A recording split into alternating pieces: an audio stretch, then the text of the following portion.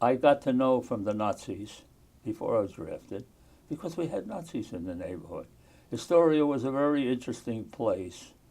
Astoria had a lot of fields, and the Nazis would come into the field, the communists would come into the field, all groups would come in, and there were certain areas of Astoria that were both.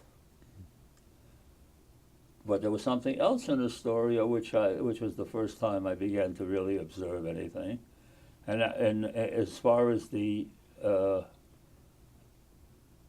Nazis was concerned, or anything, there was a church around the corner from where I lived, and that was a Catholic church. And at that time, there was a Father Coughlin, who was I don't know if he was a Nazi, but he certainly was an anti-Semite.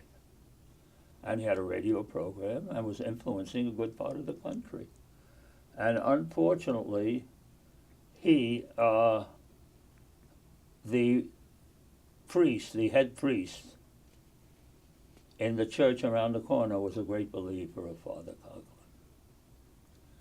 So that the people in his church began to listen to what Father Coughlin was saying. And for the first time, anti-Semitism showed its head in where I lived. And Nazism showed its head because there were some people there who believed in what the Germans were doing.